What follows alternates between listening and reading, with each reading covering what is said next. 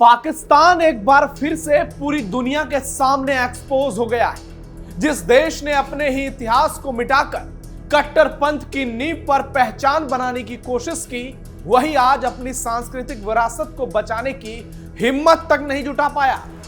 लाहौर में कृष्ण नगर, धर्मपुरा और जैन मंदिर चौक जैसे ऐतिहासिक नामों को वापस लाने का बड़ा ऐलान किया गया, लेकिन चंद घंटों में पूरी कहानी ही पलट गई। कहा जा रहा था कि पाकिस्तान अब अपने असली इतिहास को स्वीकार करेगा, लेकिन जैसे ही कट्टरपंथियों और जिहादियों ने विरोध शुरू किया, पाकिस्तान की निर्लज सरकार घुटनों पर आ गई। सबसे बड़ा सवाल अब यही है, आखिर पाकिस्तान अपने अतीत से इतना डरता क्यों है? जिस योगी मॉडल पर चलकर पाकिस्तान के शहरों की पहचान, पर्यटन और विरासत को नया जीवन मिल सकता था, उस रास्ते को कट्टरपंथियों ने बर्बाद क्यों कर दिया? आज पूरी दुनिया देख रही है कि पाकिस्तान में तथाकथित लोकतंत्र है या जिहादियों की कट्टर मानसिकता से ग्रसित सरकार। एक तरफ विकास, विरासत और आधुनिक सोच का रास्ता था, दूसरी तरफ नफरत और कट्टरता का, और पाकिस्तान ने फिर से वही पुराना रास्ता चुन लिया। और पूरी दुनिया में यह संदेश बिल्कुल साफ चला गया कि पाकिस्तान बर्बाद होने के लिए ही बना है। कोई भी आ जाए, इस मुल्क को कभी सुधार नहीं सकता। नमस्कार, कैपिटल टीवी देख रहे हैं आप। मैं हूं नवेंदु और आज के इस वीडियो में आपको बताऊंगा कैसे पाकिस्तान में योगी मॉडल के तहत एक शानदार फैसला हुआ था, लेकिन पाकिस्तान की आतंकिस्तान वाली जिहादी सोच ने एक बार फिर से उसे धराशायी कर दिया। पाकिस्तान ने पलट दिया सबसे बड़ा फैसला। नाम बदलने के फैसले पर पाकिस्तान का यू टर्न। योगी मॉडल ठुकराया, पाकिस्तान की बर्बादी तय। पूरी दुनिया में आतंकिस्तान फिर एक्सपोज। पाकिस्तान में योगी मॉडल की चर्चा अब सिर्फ सोशल मीडिया की बहस नहीं रह गई, बल्कि ये वहां की राजनीति, इतिहास और कट्टरपंथ के टकराव की सबसे बड़ी कहानी बन चुकी है। एक तरफ नवाज शरीफ और मरियम नवाज, जो लाहौर की राजनीति में अपना वर्चस्व रखते हैं, पंजाब प्रांत की मुख्यमंत्री हैं नवाज शरीफ की बेटी मरियम नवाज। उन्होंने हिंदू सिख विरासत को दोबारा जिंदा करने का सपना दिखाया, तो दूसरी तरफ कट्टरपंथियों ने ऐसा दबाव बनाया कि मरियम अपने फैसले से पीछे हट गई। कुछ ही दिन पहले की बात है, पाकिस्तान के पंजाब प्रांत में सीएम मरियम नवाज की अगुवाई वाली सरकार ने ऐलान किया था कि लाहौर के कई इलाकों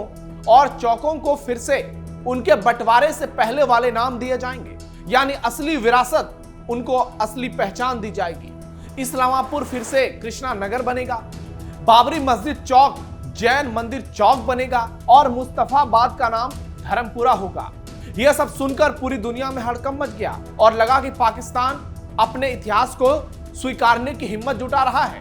लेकिन कुछ ही दिनों के बाद पाकिस्तान ने कट्टरपंथियों के सामने घुटने टेक दिए और पूरी दुनिया में पाकिस्तान एक बार फिर से एक्सपोज हो गया। लोग इस बात को समझ गए कि पाकिस्तान में यह संभव ही नहीं है, वरना जिस पाकिस्तान की पहचान इन हिंदू नामों से होती थी, उसको रखने में पाकिस्तान को क्या दिक्कत है? क्या सनातन से इतनी नफरत? क्या हिंदुओं से इतनी ईर्ष्या? अरे यहां लोगों की बात नहीं है, यहां जगह की बात है। और इसी को लेकर आज पाकिस्तान से सीधे सवाल पूछे जा रहे हैं। अगर योगी मॉडल का फॉर्मूला अपनाते तो शायद जो बर्बादी के कगार पर जा रहे हो, वो स्थिति कुछ हद तक सुधर जाती। हिंदू नाम के लिए 50 अरब रुपए आवंटित। दरअसल ये पूरा मामला Lahore heritage area revival project से जुड़ा था, जिसे 2025 में मरियम नवाज सरकार ने शुरू किया। करीब 50 अरब पाकिस्तानी रुपए की लागत वाली इस प्रोजेक्ट का मकसद था कि लाहौर को उसकी पुरानी सांस्कृतिक पहचान वापस दिलाई जाए। प्लानिंग थी कि पुराने बाजार, दरवाजे, मंदिर, गुरुद्वारे और ऐतिहासिक मोहल्लों को फिर से उसी नाम और स्वरूप में बहाल किया जाए, जिनसे लाहौर कभी जाना जाता था, जिससे लाहौर की पहचान होती थी, जिनसे लाहौर पूरी दुनिया में प्रसिद्ध हुआ था। यह सिर्फ नाम बदलने का मामला नहीं था, बल्कि पाकिस्तान की उस ऐतिहासिक सच्चाई को स्वीकारने की कोशिश थी जिसमें हिंदू, सिख, जैन और मुस्लिम संस्कृति एक साथ सांस लेती थी। लेकिन यहां तो कट्टरपंथियों की सरकार चलती। नवाज शरीफ ने कहा था कि यूरोप अपने ऐतिहासिक नामों से छेड़छाड़ नहीं करता, इसलिए पाकिस्तान को भी अपने इतिहास को मिटाने की बजाय सहेजना चाहिए। लेकिन जैसे ही हिंदू और सिख नामों की वापसी की खबर पूरे पाकिस्तान में फैली, पाकिस्तान के कट्टरपंथी संगठनों ने धावा बोल दिया। सोशल मीडिया प्लेटफॉर्म पर इसके खिलाफ जबरदस्त साजिश शुरू हो गई और मरियम नवाज और नवाज शरीफ के खिलाफ खूब बड़ा ड्रामा तैयार किया गया। और इसके बाद सरकार दबाव में आ गई। जो सरकार कल तक कृष्णा नगर के बोर्ड लगाने की तैयारी कर रही थी, वो आज कह रही है कि मामला अभी चर्चा में है। लाहौर के deputy commissioner captain Mohammad Ali Ejaz ने खुलकर कह दिया है कि अभी तक ऐसा कोई फैसला नहीं लिया गया है। यह बयान साफ दिखाता है कि पाकिस्तान की सत्ता फिर उसी पुरानी बीमारी से डर गई है, जिसका उपचार केवल योगी मॉडल है। अगर पाकिस्तान योगी मॉडल अपनाता है तो बच जाएगा, लेकिन इस कट्टरपंथ की राह पर चलने वाला पाकिस्तान भविष्य में खुद को कभी निखार नहीं पाएगा। यह सिर्फ और सिर्फ उसकी बर्बादी की कहानी लिखेगी। यह सिर्फ और सिर्फ पाकिस्तान को पूरी दुनिया में अलग थलग करेगा और पूरे विश्व में यह मैसेज जाएगा कि पाकिस्तान का एक ही मकसद है, जिहाद, कट्टरपंथ और दूसरे धर्मों के खिलाफ नफरत। मरियम नवाज ने अपनाई थी योगी मॉडल, कट्टरपंथियों के डर से कर दिया सरेंडर। सबसे दिलचस्प बात यह है कि पाकिस्तान में यह बहस ठीक उसी तरह से छिड़ी जैसे भारत में योगी आदित्यनाथ के दौर में नाम बदलने को लेकर हुई। भारत में इलाहाबाद का नाम बदलकर प्रयागराज किया गया, फैजाबाद का नाम बदलकर अयोध्या किया गया, हरिगढ़ अलीगढ़ का नाम होने वाला है। कई जगहों पर नाम बदले गए और बदले जा रहे हैं। यह केवल प्रशासनिक फैसला नहीं था, बल्कि सांस्कृतिक पहचान की राजनीति का बड़ा संदेश था। पाकिस्तान में भी मरियम नवाज शायद वही प्रयोग करना चाहती थी, लेकिन तरीके उल्टे थे। वहां हिंदू और सिख विरासत के नाम बहाल करके दुनिया को यह दिखाने की कोशिश हो रही थी कि पाकिस्तान सिर्फ कट्टर इस्लामी राष्ट्र नहीं है, बल्कि वो बहु सांस्कृतिक इतिहास वाला देश है। यह झूठ का एक बड़ा खेला रचा जा रहा था दुनिया को बेवकूफ बनाने के लिए।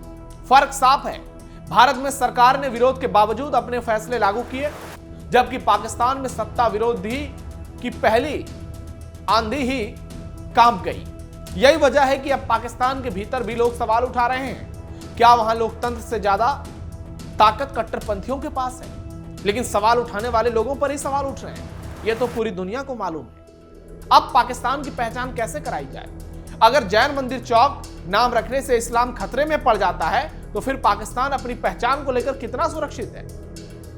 सोशल मीडिया पर कई पाकिस्तानी बुद्धिजीवी कह रहे हैं कि इतिहास मिटाने से कोई राष्ट्र महान नहीं बनता, लेकिन दूसरी तरफ कट्टरपंथी ये नैरेटिव बना रहे हैं, ये प्रोपेगेंडा फैला रहे हैं कि हिंदू नामों की वापसी दो राष्ट्र सिद्धांत के खिलाफ है। यही पाकिस्तान की सबसे बड़ी विडंबना है। वो अपनी जड़ों को स्वीकार करना चाहता ही नहीं है, क्योंकि कट्टरपंथ उसे ऐसा करने नहीं दे रहा। और मुनीर और शहबाज की बहुत ही घटिया सरकार पाकिस्तान में चल रही है। कट्टरपंथी पाकिस्तान ने मिटाई सांस्कृतिक विरासत। असल में यह लड़ाई सिर्फ नामों की नहीं, बल्कि पाकिस्तान की आत्मा की लड़ाई है। 1947 के बाद पाकिस्तान ने अपनी पहचान को पूरी तरह इस्लामी राष्ट्र के आधार पर गढ़ दिया। धीरे धीरे शहरों, सड़कों और चौक चौराहे से हिंदू सिख विरासत के सारे निशान मिटा दिए। पार्टीशन ऑफ इंडिया के बाद जो सांस्कृतिक खालीपन पैदा हुआ, उसे धार्मिक पहचान से भरने की कभी कोशिश नहीं की गई। लेकिन अब नई पीढ़ी सवाल पूछ रही है, आखिर इससे पाकिस्तान को मिला क्या? आर्थिक संकट, राजनीतिक अस्थिरता और अंतर्राष्ट्रीय अलगाव, जिसने पाकिस्तान को यह सोचने पर मजबूर किया कि दुनिया में सम्मान पाने के लिए सिर्फ कट्टर पहचान ही काफी नहीं है। शायद यही कारण है कि मरियम नवाज लाहौर को हेरिटेज सिटी के रूप में पेश करना चाहती थी। हम मरियम नवाज की तारीफ नहीं कर रहे हैं, इसके पीछे भी उसका षड्यंत्र था, लेकिन एक पहल तो हुई। जैसे ही धार्मिक उन्माद भड़काया जाता है, सरकार बैकफुट पर आ जाती है। इससे एक बात तो साफ हो गई, पाकिस्तान में असली सत्ता अभी भी डर और कट्टरता की राजनीति के पास ही है। वहां सरकारें बदल सकती हैं, लेकिन कट्टरपंथ का दबाव नहीं बदलता। यही कारण है कि पाकिस्तान बार बार आधुनिकीकरण की कोशिश करता है, लेकिन हर बार कट्टरपंथ उसे पीछे खींच लेता है। और आज स्थिति देख लीजिए पाकिस्तान की कितनी खराब हो चुकी है। पूरी दुनिया में पाकिस्तान की जबरदस्त किरकिरी। अब पूरी दुनिया की नजर इस बात पर है, क्या पाकिस्तान भविष्य में फिर इस फैसले को लागू करने की हिम्मत जुटा पाएगा? क्योंकि अगर लाहौर में कृष्णानगर और धर्मपुरा जैसे नाम वापस आते हैं तो यह सिर्फ बोर्ड बदलने की कहानी नहीं होगी, यह पाकिस्तान की वैचारिक राजनीति में ऐतिहासिक बदलाव का संकेत हो सकता है। लेकिन फिलहाल तस्वीर उल्टी दिखाई दे रही है। कट्टरपंथियों ने एक बार फिर साबित कर दिया है कि पाकिस्तान में इतिहास से ज्यादा ताकत कट्टरपंथियों के पास है। फिर भी यह बहस खत्म नहीं हो रही है, क्योंकि एक बार जब समाज अपने असली इतिहास के बारे में सवाल पूछना शुरू कर देता है तो उन सवालों को हमेशा दबाया नहीं जा सकता। लाहौर की गलियों में आज भी लोग लक्ष्मी चौक ही कहते हैं, जैन मंदिर चौक पहचानते हैं और पुरानी हवेलियों में अपने साझा अतीत की झलक भी देखते हैं। यही पाकिस्तान की असली कहानी है, एक ऐसा देश जो अपनी मिट्टी की सच्चाई और कट्टर राजनीति के बीच फंसा हुआ है। और शायद इसी वजह से आज सबसे बड़ा सवाल यही है, क्या पाकिस्तान कभी अपने इतिहास को पूरी ईमानदारी से स्वीकार कर पाएगा, या हर बार कट्टरपंथ उसके रास्ते में दीवार बनकर खड़ा हो जाएगा? क्योंकि बोलचाल की भाषा में तो लोग अब भी पाकिस्तान में लक्ष्मी चौक ही बोलते हैं, कृष्णपुरा ही बोलते हैं, जैन चौराहे ही बोलते हैं। तो ऐसे में अगर फैसला हो भी जाता तो पाकिस्तान की इससे क्या कुछ नुकसान हो जाता? लेकिन एक बार फिर से कट्टरपंथी सरकार ने झुककर पूरी दुनिया के सामने यह बता दिया है कि पाकिस्तान नहीं है, यह आतंकिस्तान है। और इसलिए पूरी दुनिया में पाकिस्तान की भयंकर किरकिरी हो रही है। और अब एक बार फिर से पाकिस्तान पूरी दुनिया के सामने एक ऐसे मुल्क के तौर पर पेश हुआ है जो हिंदू विरोध के लिए जाना जाता है, जिसका मकसद सिर्फ हिंदुओं को प्रताड़ित करना है। हालांकि पाकिस्तान में ज्यादातर संख्या मुसलमानों की है और यह तो कहा ही जाता है कि 100 मुसलमानों के बीच एक हिंदुओं का गुजारा मुश्किल होता है।